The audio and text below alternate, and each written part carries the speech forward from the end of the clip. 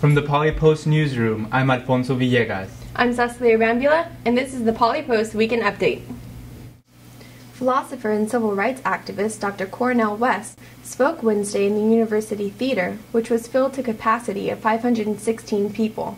Approximately 350 people viewed a live stream of his speech in the BSC, and another 100 listened outside. More of his speech can be found in Tuesday's Polypost.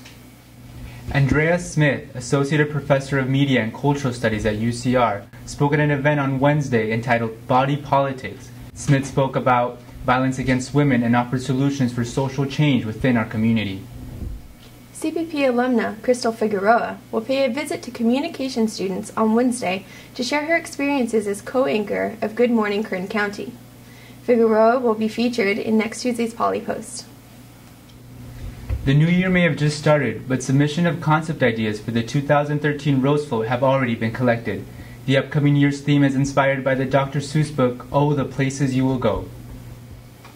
4 CPP architecture students presented their project New Frontiers to Walt Disney Imagineers as the only Polytechnic team to make it past the semifinals in the Imaginations competition. Imaginations is an annual competition giving junior and senior college students the chance to showcase skills in fields such as architecture, production, animation, and engineering. The Violence Prevention and Women's Resource Center hosted V-Day 2012, a memory, a monologue, a rant, and a prayer on February 3rd. This is the first year that male students participated in the event. ASI and University Housing Services hosted a speed blind dating event where participants had 2 minutes to introduce themselves to one another, all while being blindfolded. The event was held in the spirit of Valentine's Day, but also to get students to better interact with one another. Sigma Alpha Epsilon held their annual chili cook-off tournament at the University Park on Thursday.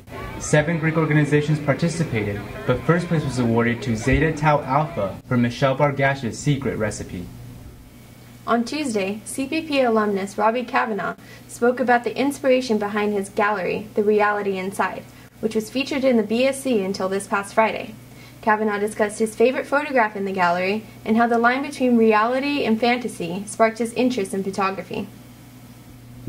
The Cal Poly Pomona men's baseball team won their season opener, defeating the St. Martins 20-0.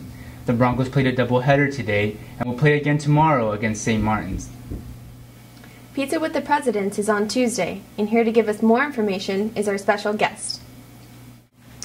Hi, we're here with ASI President Jonathan Giannou, and he's going to be telling us more about Tuesday's Pizza with the Presidents. So, Jonathan, what's new about this quarter's Pizza with the Presidents?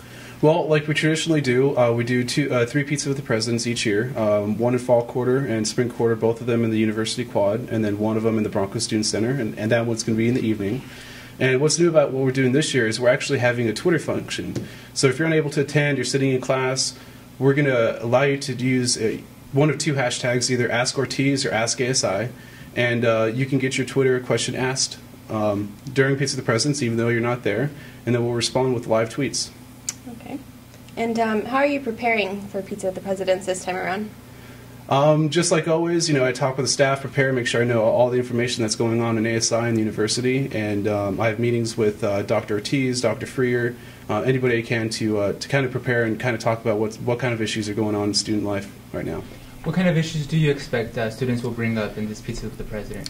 I expect a couple of updates about the Recreation Center. We got some pretty cool stuff to show off too.